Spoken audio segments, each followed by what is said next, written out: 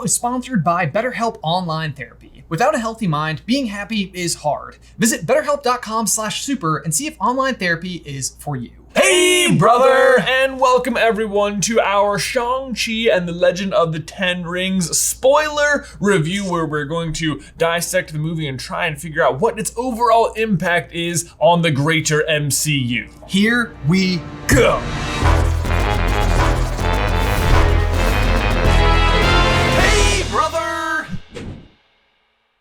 Okay guys, Shang-Chi and the Legend of the Ten Rings spoiler review coming at you right now. Yes. What did you think? I mean, my initial impression was I really enjoyed it. Yeah? I laughed a lot throughout the movie. I thought the choreography and the fight scenes were just they were definitely the spotlight of the movie. They were definitely trying to this is the point. We're gonna show off some crazy fight choreography. If that's what you're in for, then you were gonna like this movie. And I thought they nailed it. Because how many fight scenes have you seen in Marvel movies? Like a million. Oh yeah. And how many of them stand out? Basically, that's the thing about action, is that very frequently action is not as entertaining as I think we like to think action is. Right. Very frequently, if you get too much action, you just sort of glaze over because It's all cool, it's all impressive, but you acclimate to action incredibly quickly. So being able to execute these little narratives, like the bus fight scene, for example, which is just it is flat out ridiculous, but it is also super imaginative and super just kind of fun and different and memorable. Yes, they did such a really good job of incorporating storytelling into the choreography. Yes. I thought as the fight is unfolding, so is the plot. It's not just who's gonna win this fight. It's you're learning things about the characters and things as they go. Right. Which is very I think it's really hard to pull off, and they managed to do it pretty much over and over. Throughout the movie. So I think, especially as we dive into this next phase of the MCU, where it sounds like instead of telling so many of your classic origin stories, we are going to see, which this was an origin story, don't get me wrong, but I think we're going to see Marvel take stabs at, I think Doctor Strange and the Multiverse of Madness is supposed to be a horror movie. Right. So you're going to see different genres in play. And I think that with this, you've kind of got these martial arts movies. It's a kung fu movie. A kung fu movie. Yeah. What is it? Crouching Tiger, Hidden Dragon. That is right. But in those movies, very frequently you have some of these gravity defying acts of martial arts being in play. And I do think that was brought very centerfold into how they put together a lot of these scenes, where part of me is watching it and being this is ridiculous. This is there's no way the bus wouldn't have crashed into something by now. There's no way that you're barreling down these steep streets with San no Francisco, brakes. And so the fact that it was allowed to go on as long as it was allowed to go on was unrealistic, but in a way that is in keeping with the format of the movie. It's just it's all suspension of disbelief. You're okay, all right, for the sake of the movie, I'll believe the bus didn't crash because this fight's very fun. Right. Yeah. That being said, though, the one thing that I will say that can spawn from this fight scene is specifically the character of Razor Fist. Oh yeah. Which I was just kind of not impressed with. Oh, just guy with sword for arm. Guy with sword for arm, who I sort of thought was just going to be more of your henchman-y type of I'm the muscly dude or whatever. Right. But he ended up having a little bit too much of a role, I felt, in the movies. Oh yeah, he didn't show up intimidating and then just sort of disappears. Yes. Yeah. And the other thing about this character, why send him, is they end up having, I think his name is, I don't know if I wrote it down. Is it Demon Slayer? The guy with the kabuki mask? Oh, it is Death Dealer. Death Dealer. Yes. I don't know where Demon Slayer came from, but it's okay. Yep. You know what? It could be either. So I thought that character got kind of underserved. Yes. Yeah, a lot. Why use Razor Fist when you have this other character that I feel is so much more in keeping with everything else to do with this, very Chinese inspired film.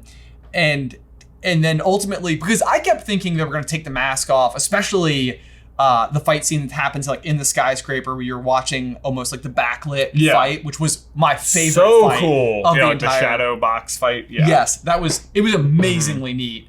And even just the fact that they were not using the skyscraper as this like potential to fall off type of situation. It was just literally like the setting. It reminded me of like the like any video game you've ever played. Where it was just like the punch type of thing. And I mean, but it's like, it's also, I think if you've I think just growing up, we saw like, all like the Jackie Chan movies, and I feel positive there are scaffolding fights in some of those movies. Oh, I've seen the scaffolding fights before, but this was like very different. It was very different. Very fun. Yeah, it was neat, and it was definitely one of those where I think like as much as you've ever seen a character fall off of a main character fall off of something, and you're like, well, they're just going to be saved because Spider-Man can swoop in and catch them before they hit the ground or whatever.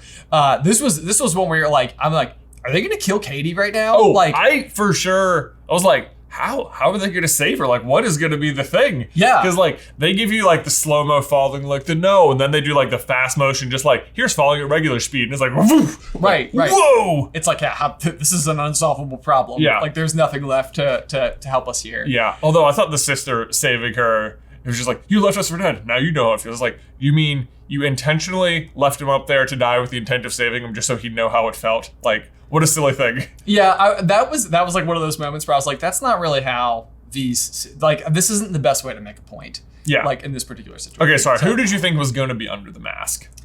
That was the thing. Is that I mean, I just wasn't sure. I just was 100% certain that if there was a masked character who was showing up at this point in the movie, it was going to be someone who was very specifically like someone, anybody. Like, it was that person, whoever was under the mask, was going to be like an unknown twin brother or something. Like, there needed to be that, like, because you never found out who was under the mask. I guess that really wasn't important ultimately. It was like, you're right, I think they had like Razor Fist there as to sort of be like the face of like the very low level henchman, and then this guy was like the middle tier boss between Razor Fist and Dad. Right. Yeah. Right. Well, okay, so the other thing they could have possibly done here is you've got Shang, who like is being trained as an assassin, and then like the daughter who is not being trained as an assassin, who is training herself. Yeah. I think that, like, I mean, you'd have to reorchestrate some of the pieces of the puzzle there. Very easily could have had her underneath the mask. Oh, and the for situation, sure. The big twist is that, like, she was the one who wasn't being trained. She was the one I was supposed to be looking out for, but no, now she's like the formidable foe. Yeah. That like ultimately turns against her father's regime once she gets a better scope of the picture of the entire narrative based on what. Oh, I could have seen a situation where she like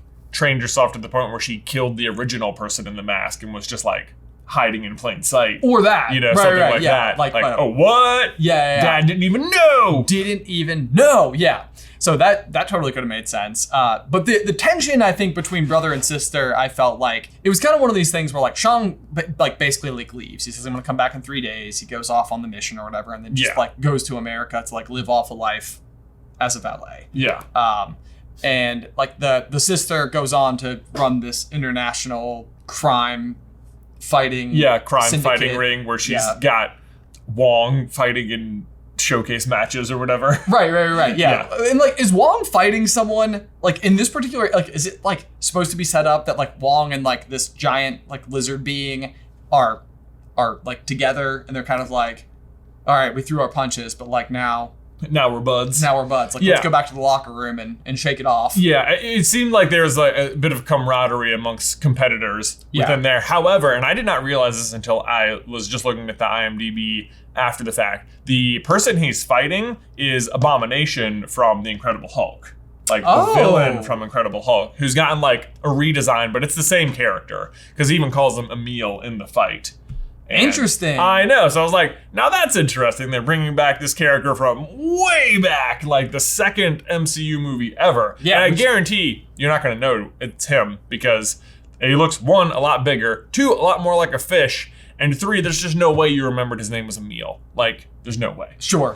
Maybe you knew going in. If that's the case, good for you. But in case you didn't know, fun fact, he's fighting Abomination. That could be interesting, because I mean, that would show, especially if like Wong is somehow in cahoots with that character, and then also in cahoots with Bruce Banner. Yeah. You know, like we see at the end of the film. That means, like, are they going to be, like, simpatico now? Is that just going to be, It seemed like Wong was trying to, like... It felt to me like Wong was trying to recruit Abomination. Okay. In some capacity. Like, hey, let's go train some more. Good fight, man. We got things to do. Okay, so that being said, though, like, as long as we're talking about Wong was a character that I felt like was maybe shoehorned into this movie. Like, I thought Wong was going to play a huge role. Yeah. And, like, I mean, I don't know if maybe that was just misguided for some reason or not, but, like, I think I was expecting Wong to be like Doctor Strange in the upcoming Spider-Man movie, where like his role in the movie is like completely integral in terms of like how the plot unfolds. Basically not. They basically introduce him in the fight at the beginning so that he can show up at the end and introduce Shang-Chi to the Avengers. Okay. That seems to be everything I got out of it. Yeah. I think that's what it comes down to. So we'll circle back to that in a minute, because I feel like I want to frame. If I were to like start several minutes into our review, I feel like what I would frame my response to this movie as, in like the way that I was taking it apart last night after seeing it. The best way I can articulate it is that basically I can't help but compare this movie to Black Panther. Oh, I thought you were going to say Black Widow, but go ahead. Oh, okay. Well, so because I think with Black Panther in particular, you have two sets of massive Earth-based world building in a kind of fantastical sense. You mean like Wakanda and Talo? Yes. Okay. Yeah. So I think that like those two mirror each other very nicely. And I think beyond that, you have an extreme amount of complexity of that specific world building to introduce us, the audience, to. Yeah. And the thing that I loved about Black Panther is the fact that it was seamless. By the end of watching Black Panther for the first time, I like understood the culture of Wakanda. Right. I like understood the rituals, the way of the people, like what they did, what they stood for, how they operated, like everything. Like I was like, this was a ton of different stuff. And they had like 5 different tribes in Black Panther that you needed to sort of like know the general sense of like where each of those tribes stood as it pertained to like the main central government. Yeah. And I understood all of it. And it was like, okay. Got it. I would say in Shang-Chi, though, they were also facing the issue of introducing just like this new fantastical land of Talo and like all of the different characters and the special kind of magic that was there and the unique creatures that exist there. And man, if I didn't feel like I was drinking from a freaking fire hose throughout the entire movie, it was like... It was a lot to take in. It was like, okay. For sure. Okay. Not only that, I don't think Talo was specifically earthbound. It sounded... I think they said it's like a different dimension. Sure. Okay. Yeah. So, and I mean, in that sense, you know, different dimension, different space, different universe, something of the sort. You know, I either way it was accessed. Yeah. By way of Earth. By way of Earth. It wasn't like they got in a rocket ship and flew to the planet. So let's unpack that then. So they've got like the big gate they're guarding, which has the dark one behind it or whatever. Right. So inside of Talo, there's a gate that's holding back the Dark One who wants to get into Talo so he can get into Earth. Right. Okay. Yes. And okay, so in here, again, let's go back to Black Panther, for example. Black Panther starts with what I think is very good exposition for us, the audience. Like, they're telling you how they discovered this material, vibranium, and how it technologically advanced this civilization so that they were rocketing forward at a speed faster than another, that there was this one faction that sort of like went off on its own because it didn't agree with, you know, the decisions of everybody else. And you're up to speed very quickly. Why this movie didn't start with telling the tale of the Dark One being trapped behind this dragon scale door is mind-blowing to me, because ultimately, like, you've got his father, who is very clearly this like power hungry person who is like seeking all of this stuff. He's like, you know, the established villain. But then when it really comes down to it, the main villain is the Dark One that comes out.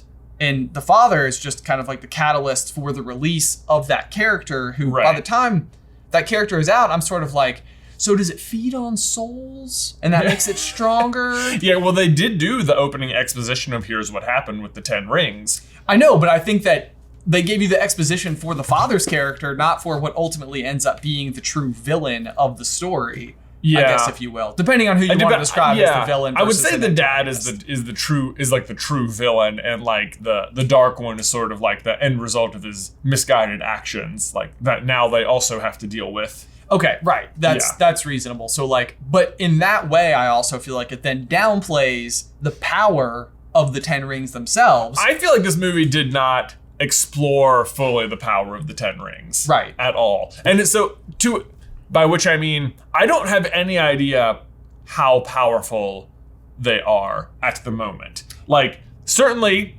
like when they showed him, fighting off a single army or whatever, like all by himself, that looked very powerful, but he's also fighting like bows and arrows, and he just went in there and it was mostly just like really powerful, like electro whipping the opponents, and then even when he was shooting, I couldn't get a good sense if he was shooting the rings themselves or like energy out of the rings. It seemed like sometimes it was the rings themselves. Yeah, sometimes they would like slow it down and you could see like, oh man, all 5 rings are hitting the person, or like he's hitting you with the full rings.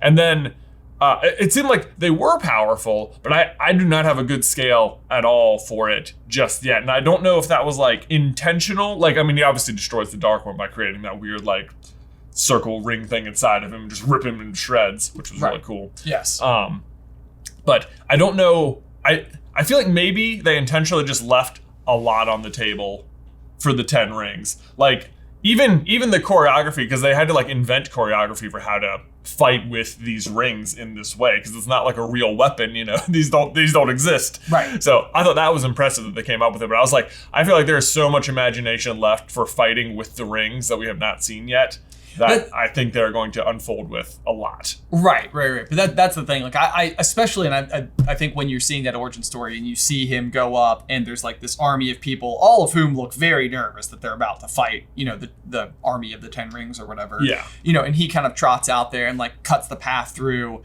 Like he doesn't exactly obliterate the army. Yeah. Like, that's what I'm saying. It's like what he does is kind of he does carve a path through it. Yeah. But it's to compare the power of that. And because I genuinely assume that the 10 rings are much more powerful than like Tony Stark's suit. Yeah. I think the Iron Man suit could blast that entire. Right. He doesn't need an army. I don't think the Iron Man suit needs an army behind him to win that fight. Right. Whereas this guy, he put a hole in the center of their army and he blew down the door, which was nice. But then the army still came in behind him. It's not like he just walked up by himself and did it. Right. Yeah. So it was hard to get a sense of like what they were doing. It was also hard to get a sense of like where they came from. Like it even felt like in that origin story, they're telling something along the lines of. Oh, that's the big question, isn't it? Where do they come from? Where did the 10 rings come from? Because they throw around a lot of like 1,000 years ago, 7,000 years ago, blah, blah, blah. And it's like, they said that the rings were 10,000 years old and Ta Lo was 7,000 years old. But then the father had only had them for like 1,000 years. Right. Well, okay. Did they say Ta Lo was 7,000 years old? Yeah. Because if that's the case, then that fits very nicely with the upcoming Eternals movie, which they've been on Earth for 7,000 years. Ah, so there you go. I mean that would be like it's one of them an Eternal or something. Yeah, that would certainly seems possible. start to piece together the various that it would like films that we have coming down the line. But so the rings themselves, where they came from, I think is the obvious question you're supposed to walk away from, because at the end during like the little mid-credit scene, they're like, it's a beacon. It's like, who's it calling? And you're like, yeah, they don't know what they are, what they're made of, where they came from, or who it's calling. So that leaves a lot open-ended. A lot of open-ended stuff. I think I do know. What do you think it is? Well, I'm not gonna say no. We're gonna make another video. Okay. All right. Yeah. Leave some on the table, I guess, just like the movie did. Now. Okay, so the other thing too, then though, is you have the question of, is there like a worthiness factor? Because at some point in time, the rings basically decide that they're gonna choose Shang over his father. Yeah. And, that's like this question of like, why now? Like, what happened? Why, like, are the rings kind of operating like in a Mjolnir type of way, like with Thor, where like there is a worthiness involved? It was weird because like, they're fighting and like halfway through the fight, 5 of the rings switch over to Shang. And it was like, okay, cool, now they've each got 5 or whatever. Right. But then the Dark One or whatever gets free and grabs the dad, and he's suddenly able to just summon all 10 back again. Right. And it's like, wait, didn't 5 of them just switch allegiance? How'd you get them all back? Right. Yeah, and then he like gifts them over. It's like, what is happening? Because I don't feel like you gave him the rings the first time. They just sort of switched sides, and then you couldn't call them back. but now you got all 10 back? Right. Yeah. Yeah. So it's hard to know like what is this like unspoken agreement with the rings and their masters, if that is such a thing. Also, the blue glow versus the orange glow, right, was like, to me, it was just a very like these are the bad guy color and this is the good guy color. Yes. But which I get, you need that, especially when you have 10 identical things and they're switching sides a lot and stuff. So that's fine. But I also think there is like deeper plot meaning as well, because when Wong says like, we felt it here in Kamartaj when you used the rings for the first time. Right. And it was like, well, that's weird that you felt it when he used them, because dear old dad's been using them for like 1,000 years. Why haven't you felt that? Right. So, okay, this is again what I was curious about as well, because I think what you might have with Shang is the fact that he is half of the people of Talo by way of his mother. Okay. So to me, I feel like there has to be something to the tune of Talo's relationship with the rings must be somehow unique, and once held by one of their own, it like clicked something into place. Okay. So I think that there's certainly something to be said for the fact that it is very likely that while his father was able to use them and able to use them in a very dramatic to use, effect, to effect. Like, he's survived for 1,000 years. He has like conquered kingdoms. He has, taken on great power. Yeah. Through all these things, it makes me think that he has only scratched the surface of what these rings are. Yeah, are capable of. Well, I think that ties into that. Maybe the opening sentence. It's like the 10 rings could have been used for incredible good or whatever. Right. But he only wanted them for power, and it was like, yeah, I think that could have been the difference too between the glows. Like, this person's not using them for good, so they're just blue. He's just using them very non-creatively, just the most basic thing you can do. Right, yeah, like he's just using them as weapons. Just using them as weapons, and then Shang gets them and is like, oh, look at this. Good guy. Now they're being used for good. Now we're at full potential power or whatever. Right. So maybe the rings have some measure of like the underlying intent of the person who is using them. I don't know. But okay, so yeah, backing up a little bit with the father as well, though, because there's sort of like an interesting layer to the entire plot, which is that the father, Mandarin, I'm just going to call him Mandarin, who has lived for 1,000 years and conquered kingdoms and done all these terrible things, and then eventually he finds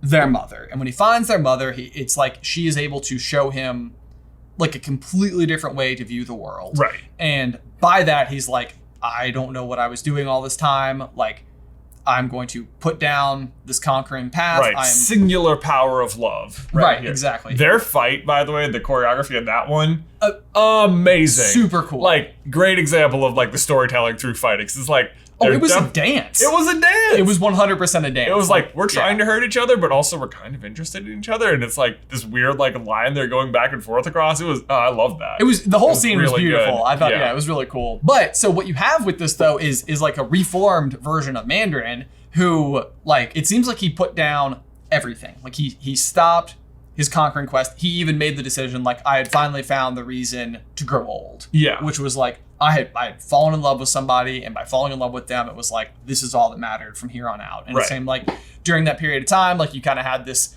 slightly cheesy family montage of them, playing DDR and, like, watching movies together and being happy and, all the rest or whatever. But there is ultimately this moment of denial access to Talo. Yeah. By the people of Talo. Yeah. Which, by way of not having that sought protection, ultimately led to the death of the mother. Right. So it's like that is like a decision that I, from almost even like in like a real world ethics standpoint here, there's like a lot of, shouting at one another out here in the real world to view the world through the lens of another or whatever. And I think that there's always that sense of, if you're not going to be happy when somebody changes their mind to see the world the way that you want them to see it because they used to not see it that way, then what's the point of asking them to change their mind at all? Right. And this is a situation where it's like, obviously I'm not trying to excuse the 1,000 years of conquest that this guy does. That this guy has done. But he puts down his arms. He puts down his arms. Literally. Yeah, quite literally. Like, he puts the rings away. He's no longer wearing them. He's no longer like seeking that life. And so there is some part of me that almost wonders, like, if that access is granted, because they don't grant him access specifically so that the big dragon scale door doesn't get opened. Yeah. But it's the denying him access that ultimately leads to the giant dragon scale door being opened. Yeah. So it's like, would things have just been fine if they were just like, yeah, come to our mystical world, come be a part of this place, right? Or like, raise your children here. Because the other thing that I think is interesting about that is that Shang doesn't have this like lifelong quest of the same thing as his father, but in the beginning he tells us that his father sent him on this quest when he was 14 years old. Yeah. And he's like, I didn't do it, I just left. Yeah. And then he ultimately tells Katie, no, I lied to you. I did do it. Right. But they still welcome him to Talo with open arms, basically. Right. I guess he sort of just like arrives at the front step. I don't know. It's not super open arms. Like his aunt comes out and is like, hey, everyone calm down. Everyone calm down. Right. But like, why couldn't she have said that, like, to that their is true. father? Why couldn't like, have said that? Yeah, that's a very good point. Right. Like, why wasn't that the case before? Right. Yeah, like Shang did kill the person who killed his mother. And then he was going to kill Death Dealer as well. Right. Like, I think that was another point of that character is, like, you got to see, like, when push came to shove, is he going to kill someone? And it was like, yes. Right. Yeah. So, like, he was, I mean, how much can you overcome the programming of being trained as an assassin? Yeah. Basically from ages 7 to 14. If you want them to be yours one day, you have to show me you are strong enough to carry them. Guys, we need to take a brief pause here to give a huge thank you to today's sponsor, ExpressVPN. Going online without ExpressVPN is kind of like taking your dog for a walk, but not having them on a leash. For me, personally, this would be like one squirrel and pew! Maybe your dogs do great off leash, though. I'm going to assume they do, meaning that typically this isn't going to be a problem for you. But what if that one day does finally occur where your dog spots like a mega squirrel and beelines it for it and then is dog napped? This analogy has gone places, but to be fair, so could your data without ExpressVPN. Full circle. Here's the thing. Most of the time, no one is trying to hack you, but if you do find yourself on an unsecured server, whether it be at a hotel, a coffee shop, or the airport, in those places, your data is not secured and can be extremely valuable to hackers, up to $1,000 per person's data. But ExpressVPN puts a stop to all of that by forging an encrypted tunnel between your device and the interwebs, meaning your data is safe. Plus, it is incredibly easy to use. You literally fire up the app, press one big red button, and boom, you're protected. And we here at SCB love it because it works with all of our many devices. Right at this moment, we have over 10 connected to the network. All of them are protected. And best of all, it doesn't slow down our internet speeds at all, meaning we can work safely and at the same speed we would anyway. So secure your online data today by heading on over to expressvpn.com/SCB to get an extra 3 months free. Again, that is going to be expressvpn.com/SCB. Link is in the description down below.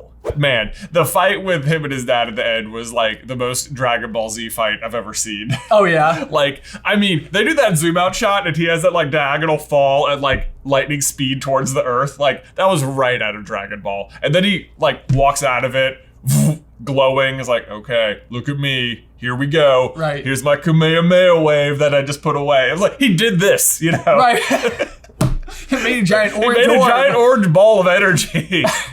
I was like, oh man.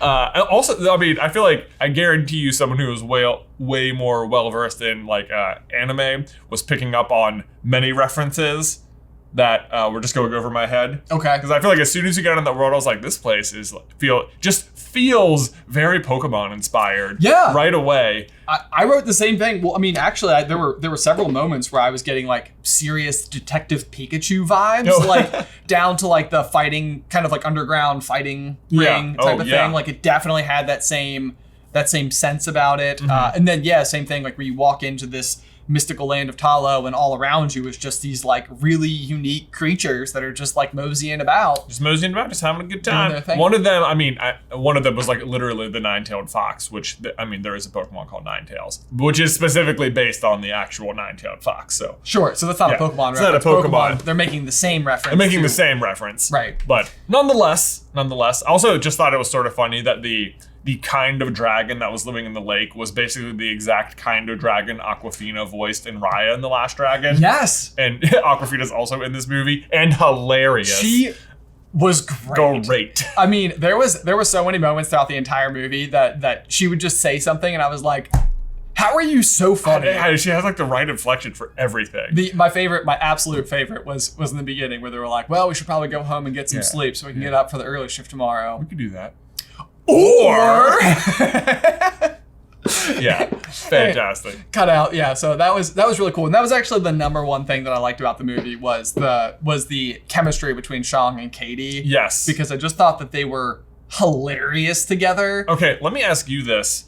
Do you think, because I liked throughout the whole movie how there wasn't really very much like romantic tension between them. Yes, I per se. Like the grandma asks them earlier, like, when are you guys gonna get married? And he's like, we're just friends. It was like, so they sort of like plant the seed of that, but like there's never at any point where one is like longing for the other in that way. It didn't feel that way. Didn't feel that way. But at the end, there is a moment where she's like leaning her head on his shoulder and they're kind of like holding hands. And it was like, is this just like I'm really glad to be here with you as your friend? Or is like, how did you read it? Was that like maybe we do care about each other moment? Or was it just we're really great friends and we survived something together moment? To me, I think it's like a building block thing that could go either way. Mm-hmm. Like, you know, there's certainly that sentiment, but I still, as I was watching it, I wasn't pulling anything other than like, these are two friends who love each other type of, right, like in a non-romantic sense, right, just platonic friendship. Yes, but that is largely the way that I saw it, and at this point in time they've been through more than any two people can really be asked to ever go through together. So I mean they are going to be forever bonded in that way, but it would I think that's something where it could really go either which way. Could really go either way. Maybe it's just like The Rings where it's like there's more to see, but we kind of kept like a little bit of a governor on it. You could put it on there, like very open. Because my thought, because I think they held hands through the portal at the end too. Oh, like to like Wong's portal. Yeah. Okay. Did they? Maybe I'm misremembering. Either way, doesn't really matter. I was talking to Kat, who works here beforehand. She was just like, she was very much like, no romance at all. And I walked out feeling like, oh, maybe there was something. So it's interesting. I want to know what you guys think, whether you think there was romance between them at the end. Right. I mean, that, and probably as far as speculation is concerned, that's one of those things that you could drop it either which way. Yeah. Depending on which way you read it. Because it honestly reminded me a lot of Rogue One. Like Jyn Erso. Jyn Erso and... Andor, Cassian Andor. Nice. Got it. Well done. Yes, because they have that moment sort of right at the end where like obviously the planet is exploding in front of them and they just sort of like, you know, embrace. Yeah. And it's like at that point in time, is it like we came on a mission together, we completed the mission, we did the right thing, we're gonna die. Right. And so it's like the sort of like last moment of humanity type of thing. Yeah. Or was that like sort of romantically charged in some way? And it's kind of, I think it just depends maybe on the viewer, and with them in particular, it's like, well, that was the end. Yeah, so you can just sort of project your own feelings onto it. It doesn't really matter which way because they die 5 seconds later. Exactly. Yeah. That being said, there was one thing about Katie that I was like, nope. The driving? No, I mean, the driving, sure. I mean, I thought it was like a funny, like, sort of underlying superpower to give her, like that she actually has this, like, you know, spectacular ability. I love it that she was like really up to date on NASCAR. Yes. Like, I'm like the Asian Jeff Gordon. Right. Yeah. Who? Also, that she would know that much about NASCAR and he would not know that about her, given how much time they spent. Right. It's kind of funny. Right. Yeah, absolutely.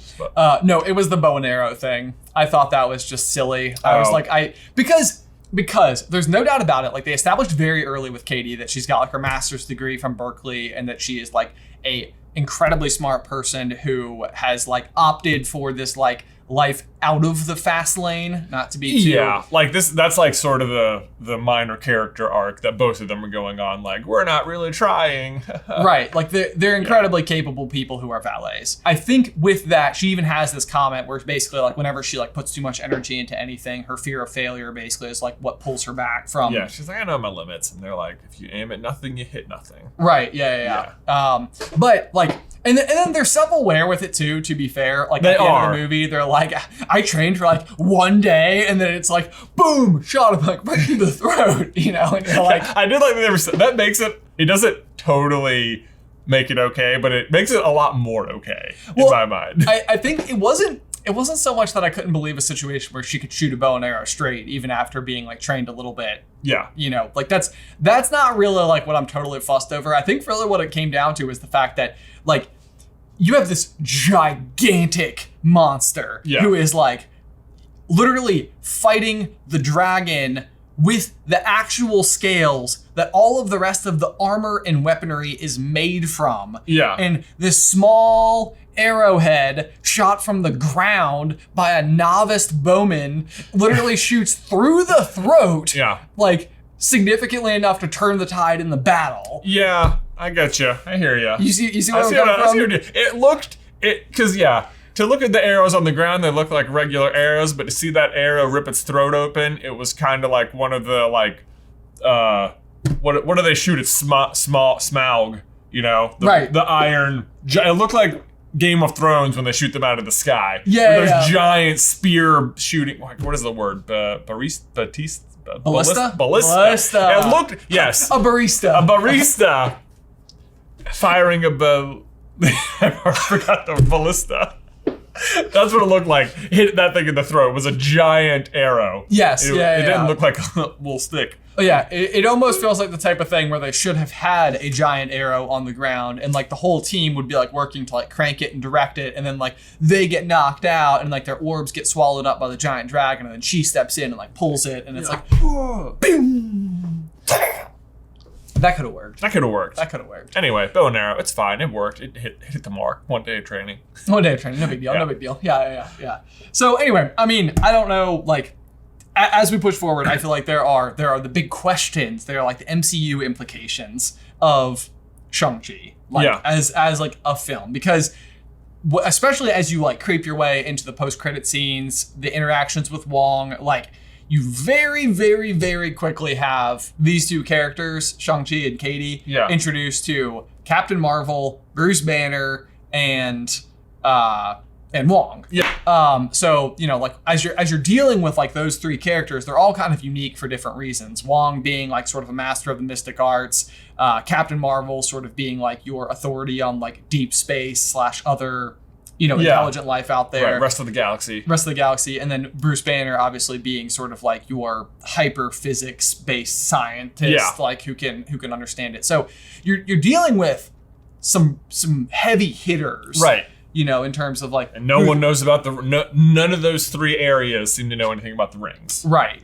So if like you were outside of the scope of all three of those, it's like, where are you left? Yeah. And so that's a huge question. And I do think the origin of the rings, the implication of the rings, what the rings will go on to accomplish, you know, in the MCU greater, is going to be pretty massive. I think so. And so that kind of becomes that like, Ant-Man introduces us to like the quantum realm, and the quantum realm is incredibly important to the events of Endgame. Yeah. Even if Ant-Man himself isn't necessarily like driving that nail. Right. Sure. You know? So I think that like when you want to look at the movie not as a film on its own and as a piece of the greater puzzle, I think that probably we just got introduced to an artifact that is just going to have massive importance. Somehow, if I were to take my guess here, somehow it is going to be a key to navigating the multiverse. Oh, could be. So like some type of, maybe even quite literal key, you know? Sure. Like could that be like the piece that allows you to like hop interdimensionally? Oh, I mean, their rings, it feels like you could go through the rings if they got big enough. True. You know? Who's to say? Very jumping through hoops sort of thing. Right, which I mean, I guess the Mystic Arts are already kind of doing that. They're kind of already doing that, so I don't know about that. I can see these things sort of like stabilizing the multiverse, sort of, you know? Being like the thing that all time flows through or something, I don't know. Okay. So the other thing, I think they said that like it hit Earth. They like found it like in the like a fallen asteroid. Or they said maybe he found it in a fallen crater. Okay. Yeah. Okay. Well, so if that's the case, I mean, Wakanda is literally built on top of a giant piece of space vibranium that hit Earth, and like that is that is the foundation for the entire civilization. Yeah. So we're having a fair bit of... Earth is a magnet for interesting galaxy-wide events. Okay, well, let me back up a bit, because when you said it reminded you of Black Panther, to me, this movie reminded me a ton of Black Widow. Like, it's the second movie in a row where the bad guy is this running a secret bad guy organization at a secret base on Earth the entire time, and they have a trained army of assassins who are actually influencing all of history unbeknownst to everyone. Sure. And and it's all down to a single family that's been, separated, and they came back together, and now they're beating the bad guy. And when you say it like that, I'm smelling what you're standing in. It was like, how many, okay, between Hydra and the Widows and the Ten Rings, how many secret organizations are actually running the Earth, Listen. Yeah. Like, the President of the United States is just like, that's laughable. That is laughable. Yeah. We're all out here in the mountains / our flying space station Cloud City base. Yeah. Yeah, with Lando Calrissian somewhere. Probably. Fett, maybe. Mm-hmm. Yeah. No, it's that's a very good point. It's a very good point. It also, so was it the case they definitely referenced Iron Man 3? Yeah. With Mandarin, which I don't know how we haven't talked. Let me just give a brief moment to Trevor, because Ben Kingsley's return. That was hilarious. And with Morris, like the little, the little piece of merchandise everyone wants now. Yeah. The porgs of this movie. Little OP, I thought Morris was. He just could completely talk to Trevor, and he could completely navigate them through a jungle in a BMW. This movie was sponsored by BMW. I don't know if you noticed. It was every car. Yeah. Did Audi lose the Marvel sponsorship? I don't know. Yeah, BMWs were where. Yeah, so that was prominent. That was prominent. Also, how did Trevor, who is not capable of realizing acting in horses and the apes and acting like they were riding horses? You became an actor because you thought the monkeys were right. It's like, when in fact they were acting. And so good. Honestly, still can't wrap my head around it. and yet he can translate everything from Morris perfectly. Yeah. Morris, who, mind you, does not have a face. Yeah, and who's navigating the jungle. Yeah. Morris, I thought, was a little. It's all circadian rhythm. Yeah. Or something. Sure. Being one with the earth. And how has no one else discovered this jungle, from above? I can understand if you wander into this ever-shifting hedge maze of the jungle and it eats you because you don't know where you're going. But how is no one from above seeing the maze just happening? Yeah, I don't know. I don't know. That's a good question. But okay, so what were we saying though? So we were saying we referenced back to Iron Man 3 in the Ten Rings, but the Ten Rings were also potentially involved with Iron Man, the original, the first Iron Man movie. Right. Because that's sort of what we think is going on, is that they at least tease the Ten Rings. Yeah. Well, because the Mandarin is typically Iron Man's greatest foe. Okay. Yeah. So that was just sort of maybe a misdirect? Maybe it was a misdirect. It was we're doing Iron Man. Of course we got to set up the Mandarin. Of course. Right. Yeah. Well, here we go. Here's 10 rings. And I feel like their little dinner conversation was some terrorist group actually thought they could pass off as me. Right. Called themselves the 10 rings. Ha ha. Yeah. That was them. That's all. Get it? Ha. Whoops. Retcon. Yeah. We'll fix that real quick. We have to address it. We know you're going to ask. We're not connected. They were pretending to be me. I'm the real thing. I'm the real thing. I am that much legend. Yes. Okay, so I guess my final question before we sort of round off here then was the sister supposed to be up to something at the end? Oh, very hard to tell. Up the mantle because she doesn't have the rings, but she doesn't have the ring. She's definitely leading the 10 rings, and it says the 10 rings will return, which was confusing because did it mean Shang-Chi and the 10 rings? Obviously he's going to come back, or the 10 rings, the organization, and then it was unclear whether or not the sister was going to run them as a criminal organization, or just I'm in charge now and I will do what I want. Right, or was it even just literally hey, now I'm going to move my base of operations from this one place in a kind of disheveled skyscraper where the elevator might fall off the side of the building to my dad's old stomping grounds, and we're going to do the exact same thing. Because I didn't really understand the sister's character arc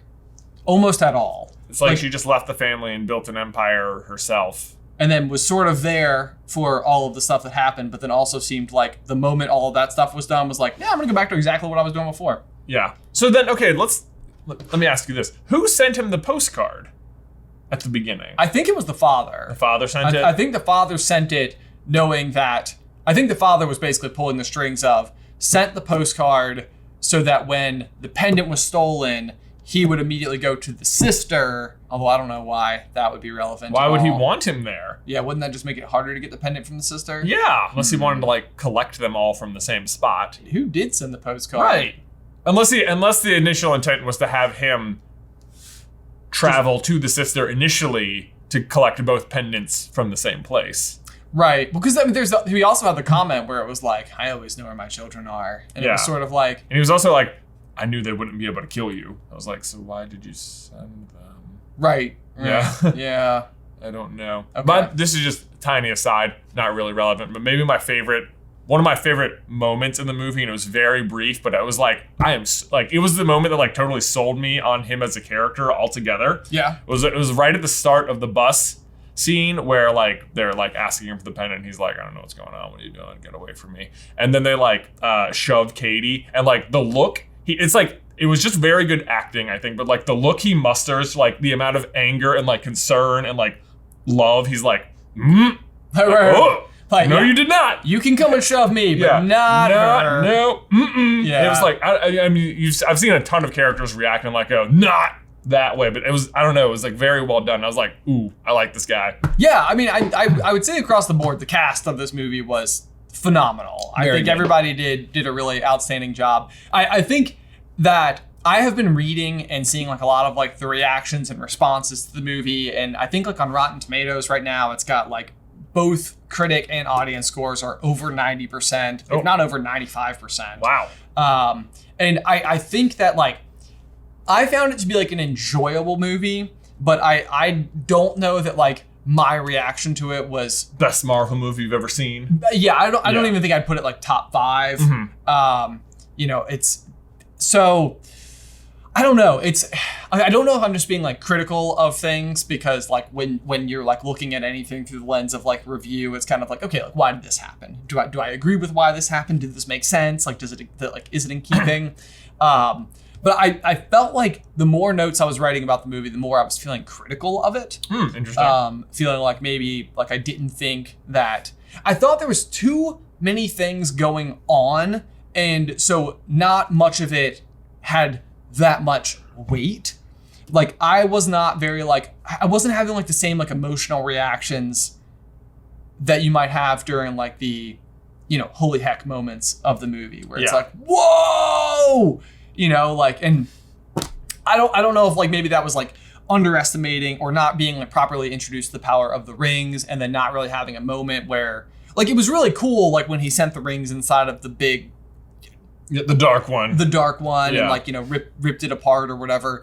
But even that wasn't quite, I wouldn't even put it on par with like Captain Marvel sort of like going, you know, like ripping through the hull of a bunch of ships. Yes, yeah. We were like, man, like knew she was powerful. This is pretty powerful all of a sudden, right? Like, you know, the illustration of kind of like what you're getting out of it, I think was maybe like lacking for me. I didn't have. I felt like the motivations of a lot of the characters felt a little unclear. Yeah, I think throughout, like again, I didn't really feel like I fully understood why Tallow would turn the father away when it seemed like he was trying to like make amends to begin with. Right. I felt like the sister's reaction felt like it was rather severe. I don't even know. Like, yeah, it was. I didn't think all the pieces fit together the way that maybe they were hoping they would, but I'm also completely open to the idea that I'm just wrong, because it feels like there's been overwhelmingly like positive reactions. Maybe it'd be interesting to have a second pass. I know, it would be interesting to have a second pass, to have a little bit more awareness about some of the pieces of it, because I mean, it is a character who I do know less about going into it. That's true. Anyway. Don't know. Yeah, I felt like they did have to do a certain amount of like educating the audience about who this is. Right. It's not like, you know, like, oh yeah, Captain America, guy shield, real strong, get it. Right. Known about him my whole life. Yes. Yeah. But again, if I were to go back to comparing it to Black Panther. I feel like I felt the same way walking into Black Panther. I didn't know that character extremely well, and by the end of it, I was like, this is like one of my top 2 movies. Like, and it still remains that way. Right. Like, I loved Black Panther. Although he was introduced a little before his own movie in Civil War.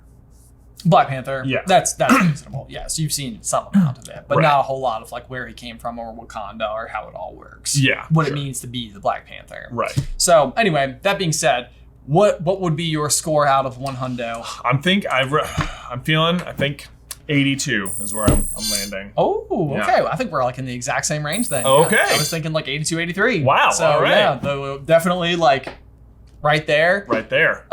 Very solid. Very solid. I thought it was super funny. I thought it was super self-aware. Yep. Lots of good moments throughout. And I'm very excited to see what impact this is going to have as the MCU chugs forward. Oh, because yeah. I do think that we just got introduced to like. That's the thing. I'm immediately like very eager to see all these characters again. Yes, I would agree with that completely. Yeah. Absolutely. Like, Absolutely. Okay, I'm here for it. Yes. Let's do it. So we got Eternals right around the corner. I feel like there's a very real possibility, especially if that 7,000 and 7,000 thing adds up. It means that possibly the rings came with the Eternals. Well, the rings were 10,000 years. Oh, okay. But the Ta-Lo was 7,000. Okay, got it. So possibly that. Okay, yeah. Yeah. So yeah, some possibility of having connections there. I do think the Eternals stand too, because again, you're gonna have another situation with them where it's like, where have you guys been this whole time? Who? And we know with them that their whole thing is that basically they are put on Earth with one mission, which is to basically battle the deviants, and anything that isn't the deviants is why they haven't been involved thus far. So it's going to be interesting to see like what that brings with us, and then also we've got Spider-Man still this year. Yes, so much Marvel still to come this year, and the What If is still coming out on the weekly right now. On the weekly. So anyway, guys, be sure to let us know how you felt about Shang-Chi and the 10 rings. 10 rings. Wow. You got it. Yeah. Let us know. Let us know how you felt about Shang-Chi and the Legend of the 10 Rings in the towel section down below. Guys, as always, thank you so much for watching today's video. Don't forget to leave a like on it if you haven't already, and subscribe so you don't miss any future Marvel action from us. If you want to see our breakdown of the latest Spider-Man trailer and why Doctor Strange is not Mephisto, you can check out this video right here. But otherwise, until next time, bye!